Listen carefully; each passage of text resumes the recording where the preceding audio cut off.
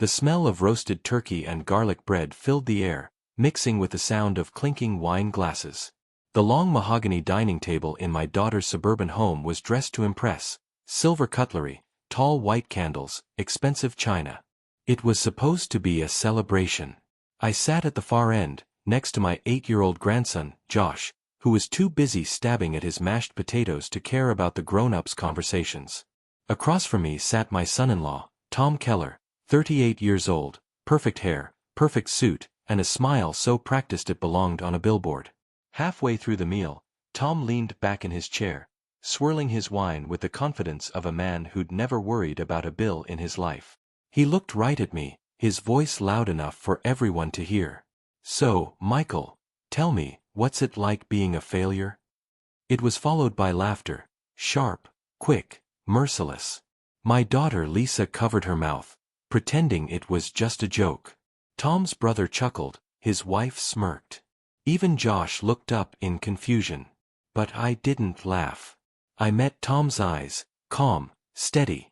I'd spent years providing for this family, paying their mortgage when Tom's business ventures fell apart, covering private school tuition for my grandkids, even clearing their credit card debt more than once.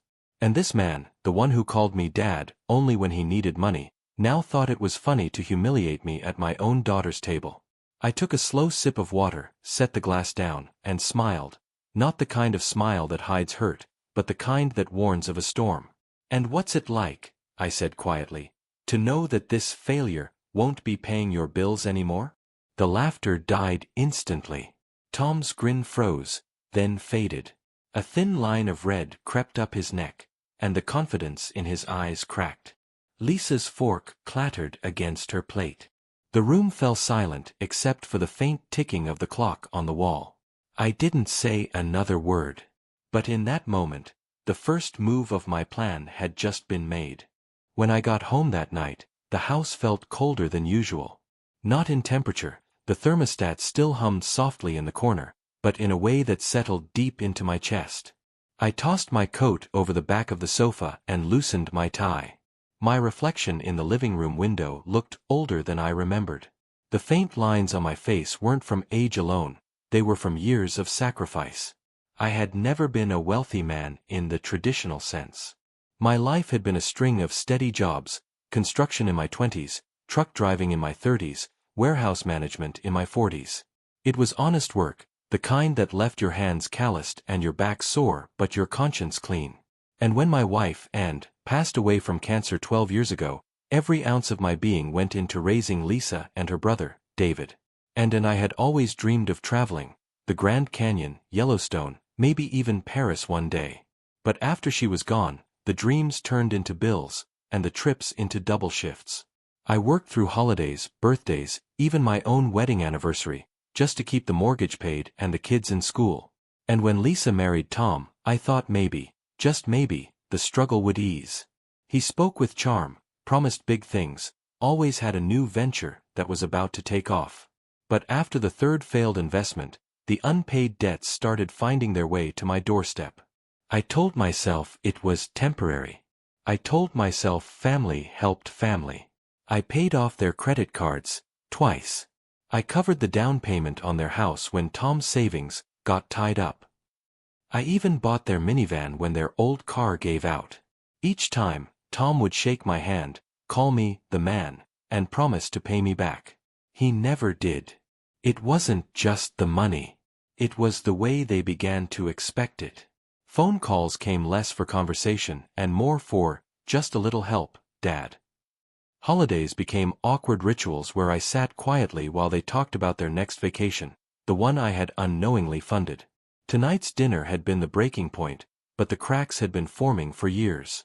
The look in Tom's eyes when he called me a failure wasn't just mockery, it was entitlement. As if my worth had been reduced to the size of my wallet. I poured myself a drink and sat at the kitchen table, the same one Anne and I had bought 35 years ago. My fingers traced the worn grooves in the wood, remembering the nights we sat here making plans for the future. She'd always said I had a stubborn streak, the kind that could move mountains if I wanted. Well, maybe it was time to move one. The thought came slowly at first, like the flicker of a candle in a dark room. But with each sip of whiskey, it grew steadier, brighter. If Tom thought I was a failure, I'd show him what failure really looked like. And it wouldn't be mine. The days after that dinner felt strangely quiet. No phone calls from Lisa. No texts from Tom. Not even the usual group chat messages about Josh's soccer games or Ella's school recitals. At first, I thought they might be embarrassed about what happened at the table. But as the silence stretched, I began to suspect it was something else. By the end of the week, I decided to stop by their house. It wasn't unusual. I'd been there so often I practically knew the creak of every floorboard. But this time, when I rang the bell, it was Tom who answered, not Lisa. "Oh, Michael," he said, leaning against the doorframe. "We're kind of busy right now." I glanced past him into the hallway. Stacked against the wall were shopping bags, expensive brands, shoes, clothes, maybe even electronics. The kind of things you don't buy if you're struggling with money, which, according to them, they always were. "I just wanted to see the kids," I said. "They're napping," he replied too quickly. "Lisa's resting too.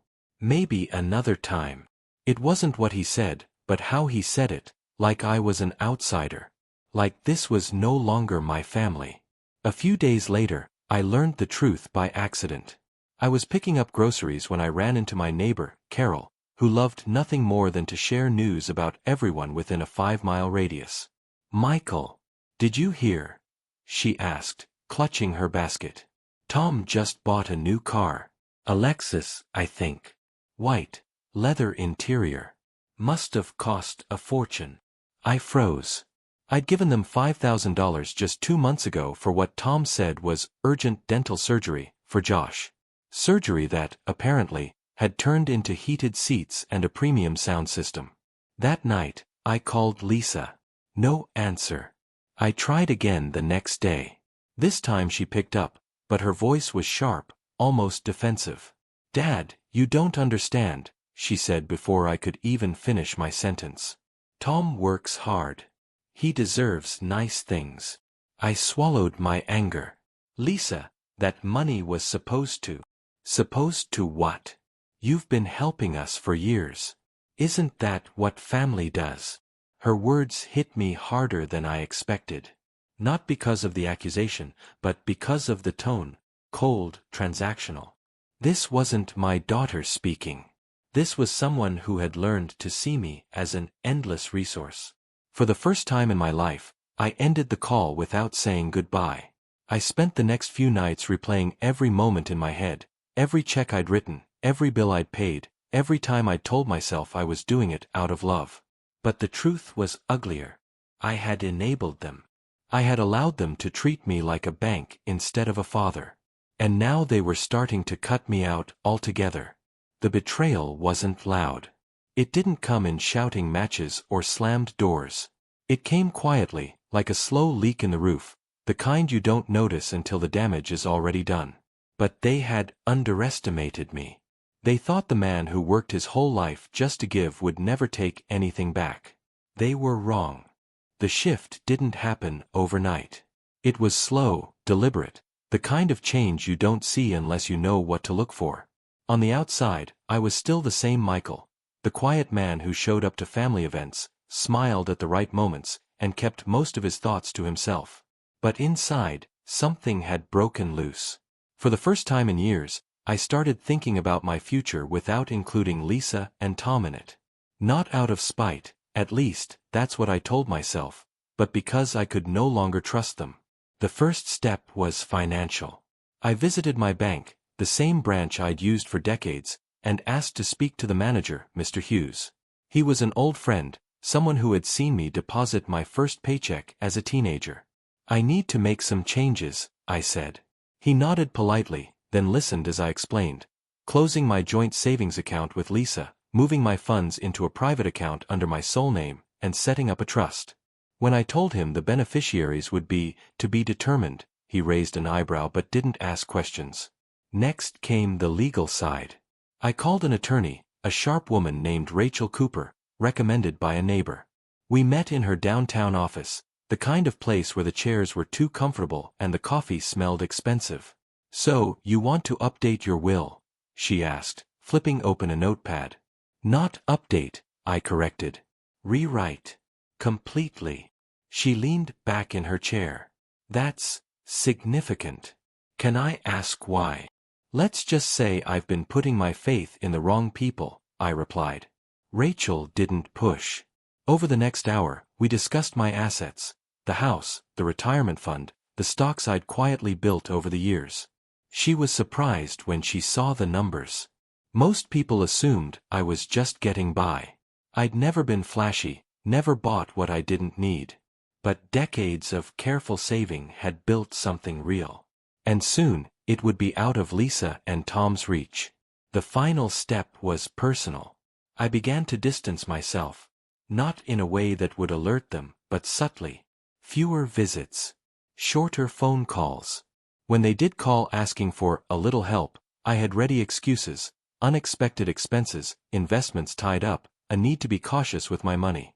At first, Tom tried to charm me, cracking jokes and pretending nothing had happened at that dinner. When that didn't work, Lisa began pushing harder, using guilt like a crowbar. "Dad, I don't understand why you're acting this way. We're family," she'd say, her voice dripping with a sweetness that felt rehearsed. I'd answer the same way every time. "Yes, we are." And nothing more.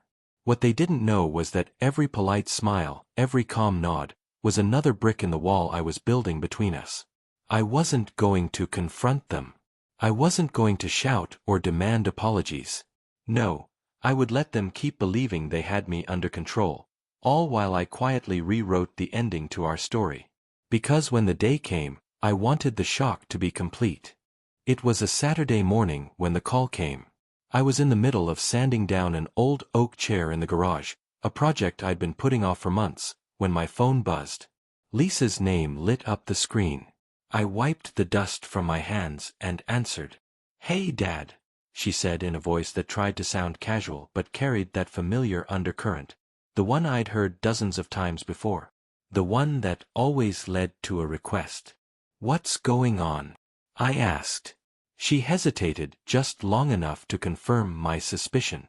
"Tom's got this amazing business opportunity," she began. "It's a sure thing. He's partnering with a guy who's already making serious money. All they need is a little boost to get started." "How much?" I said flatly. "Only 25,000, she replied quickly, as if saying it fast would make it sound smaller. I set down the sandpaper and took a slow breath. "And what exactly is this business?" It's a restaurant concept. High-end, fusion cuisine. Totally unique in this area. Dad, it's going to blow up." I pictured Tom in his tailored jacket, grinning over some overpriced cocktail, bragging to his friends about his new venture. And I pictured myself, again, as the invisible investor who never saw a return. "Lisa," I said quietly, "I'm not giving Tom $25,000. The silence on the line was sharp, almost metallic. Then came the sigh. "I don't get it. You've always been there for us. Why are you suddenly acting like this?"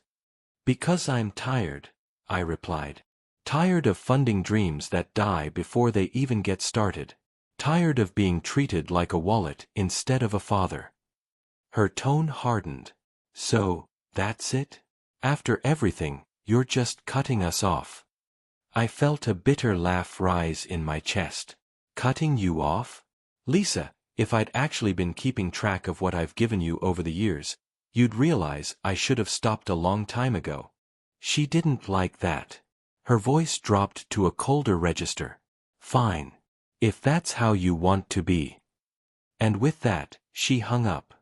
I stood in the garage for a long time after the call ended, the smell of sawdust thick in the air. My hands felt restless, my mind even more so. The chair in front of me was only half sanded, but it was the least of my concerns now. This was the moment I'd been waiting for, the moment when any lingering doubt about my decision disappeared. The bridge between us wasn't just burning, it was turning to ash. I went back inside, pulled open my desk drawer, and took out the file Rachel, my attorney, had given me. Inside was the draft of my new will, unsigned but ready. I stared at it for a long while. Not yet, I thought. Not until the timing is perfect. Because revenge, like woodworking, is about patience. You take your time, you make every cut deliberate, and when the piece is finished, it's something no one saw coming, but impossible to ignore. 2 weeks passed without a single word from Lisa. At first, I thought maybe she was giving me the silent treatment in hopes I'd cave. That was her pattern: freeze me out, then return with a softened tone once she felt I'd learned my lesson. But this time, it wasn't just her. Josh didn't send me his usual text after his soccer match. Ella didn't call to tell me about her school play. Even on social media, there were no family photos for me to like. It was as if I'd been erased. The first few days, I caught myself checking my phone more often than I wanted to admit. Every buzz made my heart jump, only to find it was a spam call or an email I didn't care about. Eventually, the habit faded, replaced by something else, a quiet calm I hadn't felt in years. For the first time, my time was truly mine. I started waking up without the dread of a "Dad, can we talk?" call hanging over me. I took long walks in the mornings, stopping at the small coffee shop downtown where the barista knew my order without asking. I began tackling projects I'd put off for years: repainting the fence, fixing the leaky faucet, reorganizing the garage. It was strange. I had spent so much of my life pouring energy into others that I'd forgotten what it felt like to invest in myself. Still, there were moments when the silence cut deep. I'd walk past the photo of Lisa's wedding on my mantel, me in a suit, smiling proudly beside her, and feel that old ache in my chest. I'd remember how she cried when I handed her the envelope with the down payment for their first home, how she hugged me and said, "You're the best dad in the world." I wondered when exactly that had stopped being true. But if the distance hurt, it also hardened my resolve. Rachel's words from our last meeting echoed in my head. When you change your will, you're not just deciding where your money goes. You're making a statement about who matters to you. I knew who mattered. And more importantly, I knew who didn't. I began spending more time with my neighbors, Mark and Emily Porter. They were a young couple, still in the uphill climb of life, juggling bills, raising 2 little kids, and trying to keep their small bakery afloat.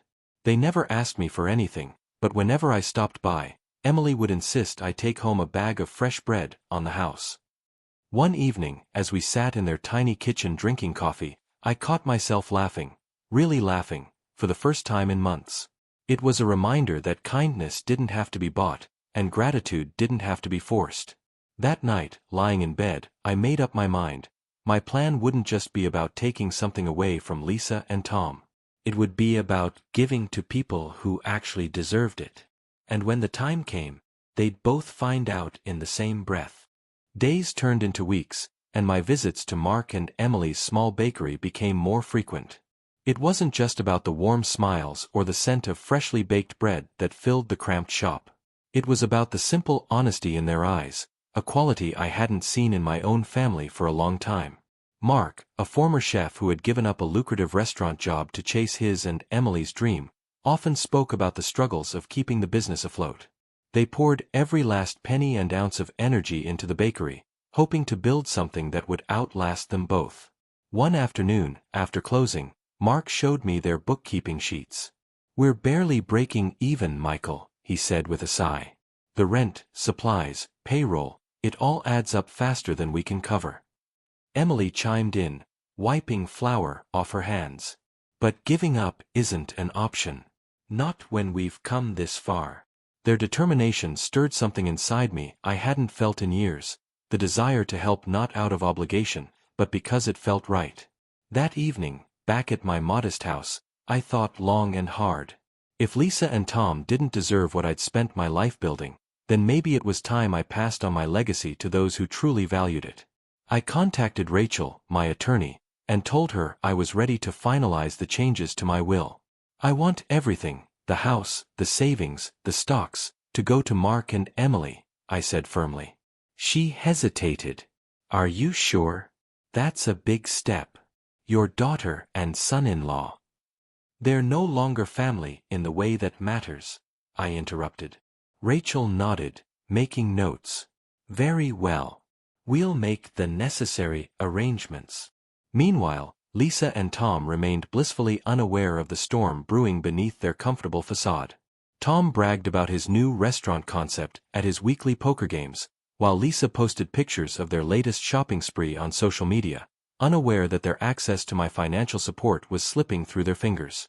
One evening, as I returned from the bakery, my phone buzzed. It was a message from Lisa. Dad, we need to talk. Call me. I smiled to myself. The game was just beginning. Lisa's message sat on my phone for hours before I decided to call back. The evening had settled into quiet when I heard her voice. Strained, sharp, but hiding a desperate vulnerability beneath. Dad, we really need to talk, she said again, this time with less bravado. I'm listening, I replied evenly. There was a pause. Then she blurted out, Tom lost a lot of money on that restaurant idea. We're in trouble. I don't know what to do. Her confession was a blow, but not a surprise. I'd suspected Tom's ventures were all smoke and mirrors.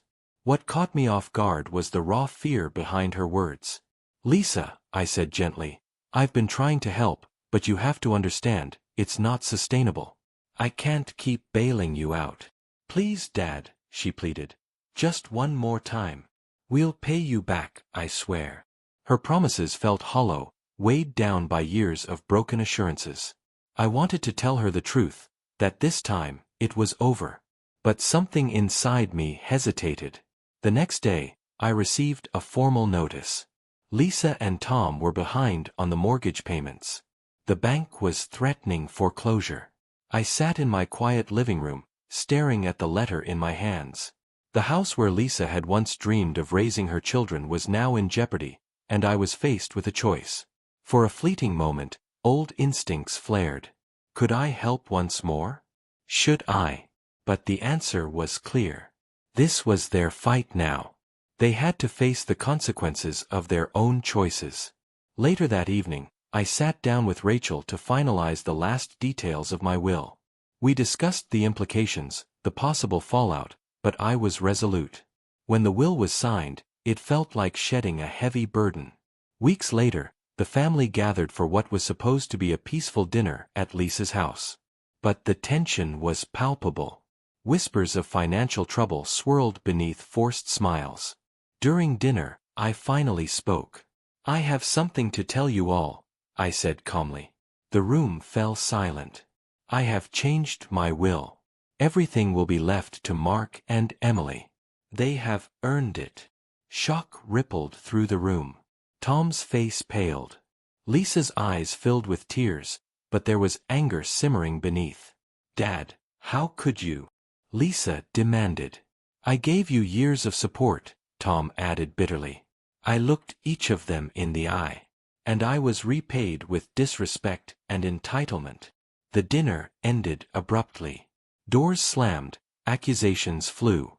But for the first time in a long time, I felt free. The house was cold and quiet the morning after the dinner. The storm of words and slammed doors had left an echo that lingered in every corner. I sat alone at the kitchen table, a cup of coffee growing cold in my hands, and watched the sunrise paint the sky in pale gold and soft pink. The weight of the previous night's confrontation hung heavily in my chest. But beneath it all, there was a strange calmness. For years, I had carried the burden of trying to hold together a family that no longer wanted to be held. Now, the choice was mine to let go. Calls from Lisa and Tom went unanswered. I didn't feel the urge to pick up the phone. Their voices had become too entwined with disappointment and anger, and I was done carrying their pain for them. Instead, I turned my attention to Mark and Emily. Their bakery had become more than a business to me. It was a symbol of hope and resilience. I began visiting more frequently, offering advice where I could and even helping with small repairs around the shop. They welcomed my presence like a breath of fresh air. One afternoon, Emily confided in me about a new expansion plan, a small cafe attached to the bakery, a dream they'd nurtured but couldn't finance. That's wonderful, I said with a smile. Maybe it's time you got a little help. The seed was planted. As the months passed, I invested quietly in their business, not out of obligation, but because I believed in their hard work and integrity. Watching them build something real, something honest, was healing. It reminded me that not all family is bound by blood. Meanwhile, news of my will spread slowly through the neighborhood and beyond. Some whispered that I was cruel, others that I was wise. The truth was simpler. I was choosing peace over pain. One afternoon, as I sat on my porch, a letter arrived from Lisa. The words were hesitant, full of regret and apology. She spoke of mistakes, of selfishness, and of a hope to rebuild bridges. I read it twice, then placed it gently in the drawer. Time would tell if forgiveness was possible, but for now, I was content to live in the present, surrounded by people who valued me for who I was, not what I could give. The past was behind me. The future, uncertain, yes, but finally mine. The morning sun filtered gently through the curtains of my modest home, casting a warm glow on the worn pages of a book I had just picked up from the library. It had been years since I allowed myself the luxury of leisure, the simple pleasure of reading without a ticking clock in the back of my mind or a bill to be paid. The silence was no longer oppressive, it was comforting. For so long, I had defined myself by my sacrifices, by the money I gave, the favors I did, the burdens I bore. But now, I was learning to define myself by my own needs, my own dreams, and most importantly, my own happiness. Each morning, I walked through the small town, greeting familiar faces with a genuine smile. The barista at the cafe, who knew my order by heart, always asked how I was doing. The owner of the bookstore, a quiet woman with silver hair, recommended novels she thought I'd like. These were the connections I had been missing, the human interactions untouched by obligation. One afternoon, as I helped Mark repair a broken shelf at the bakery, he looked at me with a smile full of gratitude. "You've been a blessing, Michael. More than you know." I shrugged modestly. "I'm just glad to help." But deep down, I felt something I hadn't felt in a long time: purpose. With my finances finally secure and my will arranged, I found myself thinking about, and more often, about the dreams we had shared and the life we had built together. I realized that in honoring my own worth, I was also honoring her memory. To mark this new chapter, I signed up for a woodworking class at the community center. It was something Anne had always encouraged me to do, but life and responsibility had always taken precedence. Now, with free time and a curious heart, I was rediscovering passions long buried. The class was small but welcoming. The instructor, a jovial man named Joe, reminded me a little of myself in his youth: hard-working, practical, with a hidden artistic streak. Slowly, the rough pieces of wood I brought in transformed under my hands into something beautiful and sturdy. One evening, as I brought home a small handcrafted chair, Josh's eyes lit up. "Grandpa, did you make that for me?" I nodded, feeling a swell of pride. It was a simple gift, but it spoke volumes, about new beginnings, about the love that endured beyond mistakes and misunderstandings. Life was far from perfect, and the wounds with Lisa and Tom were still fresh. But I had reclaimed something precious: my dignity, my peace, and the knowledge that my future was finally mine to shape.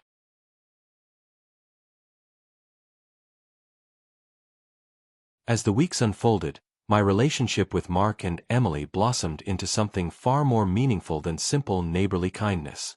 Their bakery, once struggling and full of uncertainty, began to thrive. And I was there every step of the way, quietly offering support, not just financial, but emotional and practical too. Mark was a man of relentless passion, the kind that could burn out quickly if not tempered with patience. Emily's calm and steady presence balanced his fire perfectly. Watching them work side by side reminded me of the partnership Anne and I had shared decades ago. One afternoon, as I helped organize inventory in the cramped back room, Mark leaned on a shelf and looked at me with genuine appreciation. "Michael, you've been more than a friend," he said. "You've become family." I smiled. The word family felt different now, not tangled with debt and resentment, but tied with trust and respect. With the business gaining momentum, the idea of expanding into a small cafe became more than a dream. Emily had designed a cozy space filled with soft lighting and hand-painted murals of rolling wheat fields, a place where customers could linger over coffee and pastries, feeling like they'd stepped into a warm embrace. Together, we drafted plans and budgets. I helped connect them with a small business advisor and even arranged a modest loan, leveraging some of my assets to help them get the funding they needed. Seeing their excitement reignited a spark in me. I realized that after years of pouring everything into my family without thanks, here was a chance to invest in something pure and deserving. Beyond business, our connection deepened into genuine friendship. We shared dinners, swapped stories about life's hardships and triumphs, and celebrated small victories together. On my birthday, Emily surprised me with a homemade cake, and Mark gave me a carved wooden box, a symbol of new beginnings.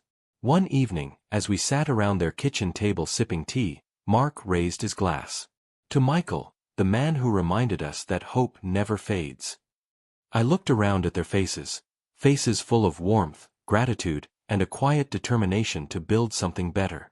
For the first time in years, I felt truly at home. Yet, beneath the calm surface, I knew the past wasn't finished with me. Lisa and Tom still lurked in the shadows, unaware that their time with me had come to an end. But that night, surrounded by new family, I allowed myself to believe in the future.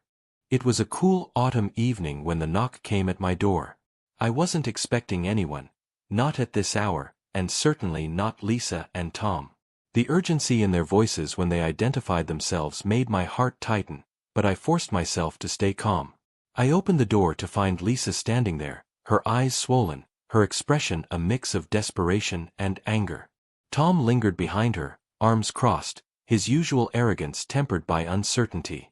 "We need to talk," Lisa said, her voice trembling.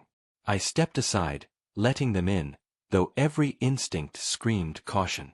They sat stiffly on my worn living room couch, neither of them meeting my gaze. "Dad," Lisa began, "things have gotten worse. The bank is moving forward with the foreclosure. We're out of options." Tom nodded grimly. "I know we've made mistakes. Big ones. But we're asking for one last chance, just a bit more time and maybe some help."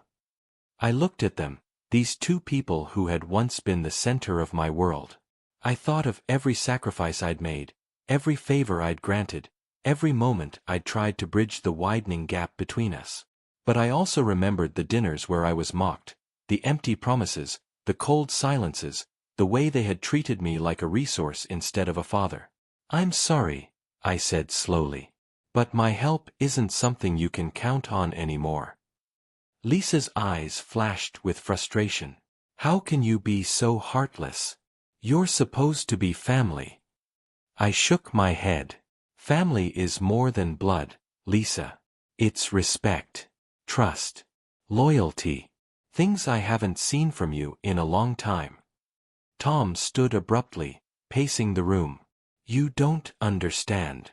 If we lose the house, what happens to the kids? What happens to Lisa?" Their fear was real, but so was my resolve. "I've already made my decisions," I said firmly. "The house, my savings, they're going elsewhere now." The room fell into a heavy silence. Lisa's lips trembled, but no words came. Tom finally stopped pacing and faced me with a mix of anger and disbelief. "You're throwing your family away." "No," I replied. "I'm finally choosing myself." They left shortly after, the door closing behind them with a finality that echoed in the empty room. As I sat alone, a strange mixture of relief and sorrow washed over me. I mourned the family I once thought I had, but I also embraced the freedom I'd earned. The confrontation was painful, but necessary. Sometimes, to find peace, you have to let go of the past, no matter how much it hurts. The days following the confrontation were filled with a quiet stillness. The house no longer echoed with tension but rather a peaceful emptiness. For the first time in years, I found myself waking up without dread, without the weight of broken promises crushing my spirit. I began to focus on the things that brought me genuine happiness. The woodworking class had become a sanctuary, a place where time slowed and my hands created something real. Each piece I crafted was a testament to patience, resilience, and renewal. One afternoon, as I polished a small wooden box, the phone rang. It was Mark. "We're finally ready," he said excitedly. "The cafe opens next week. We couldn't have done it without you." Hearing the joy in his voice filled me with pride. This was the legacy I wanted to be part of, not one of debts and disappointments, but one of hope and hard work. The grand opening was a modest affair but full of warmth.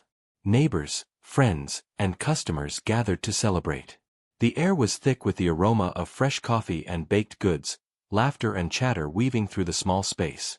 As I watched Emily serve pastries with a smile that lit up the room, I felt a deep sense of belonging.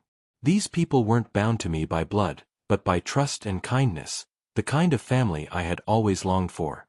One evening, after closing, Emily handed me a small envelope. Inside was a note, handwritten and sincere. "Thank you for believing in us when no one else did. You've given us more than support, you've given us hope." I folded the note carefully, feeling tears prick my eyes. Life had given me a second chance, to rebuild, to heal, and to find joy in unexpected places. Though the wounds with Lisa and Tom still throbbed faintly, I no longer carried their weight alone. I had discovered a new family, new purpose, and a new peace. And for the first time in a long time, I looked forward to tomorrow. Life has a way of testing us just when we think we've found solid ground. For me, that moment came quietly, wrapped in an unexpected phone call one rainy afternoon. It was Lisa. Her voice was softer than I remembered, less defensive, more vulnerable. "Dad," she began hesitantly, I want to apologize. For everything. For the way Tom and I treated you, for the things we said.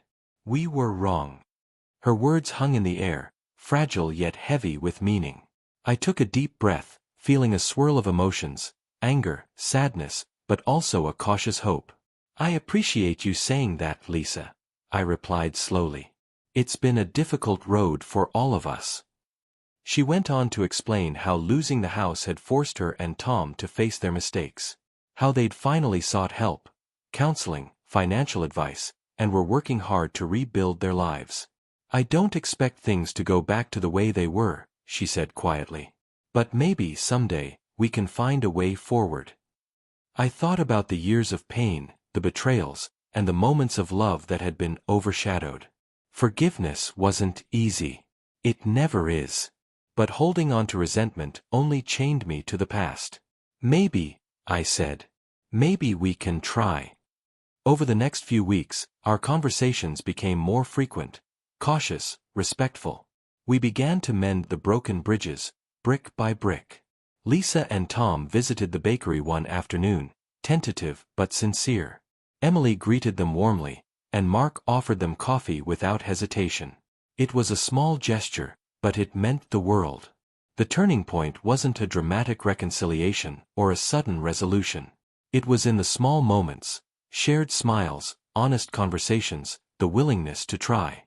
I realized that family isn't perfect. It's messy, complicated, sometimes painful. But it's also capable of healing, if we allow it. And as the seasons changed, so did we. Spring arrived with gentle warmth and a promise of renewal. The bakery's little cafe buzzed with life, laughter, the clinking of coffee cups, and the comforting hum of people finding community. It was a far cry from the cold silence that had filled my house not so long ago. Lisa and Tom had begun attending the bakery regularly. Their visits were still tentative, but each time they stayed a little longer, smiled a little more genuinely. Slowly, the walls they'd built around themselves were crumbling, replaced by a fragile but growing sense of connection. One Sunday afternoon, Lisa invited me over for dinner. I wasn't sure what to expect. The house was smaller than before, stripped of many of the luxuries they once flaunted, but it felt warmer, lived in, and honest. As we sat around the modest kitchen table, Lisa looked at me with eyes free of pretense. "Dad," she said, "thank you for not giving up on us, even when we didn't deserve it." I smiled softly. "We all make mistakes, Lisa. What matters is what we do next." Tom nodded in agreement, his usual bravado replaced by quiet sincerity. The children ran around, their laughter a balm to old wounds. It was a reminder that life moves forward, imperfect, unpredictable, but full of hope. That evening, as I walked home under the stars, I felt a lightness I hadn't known in years.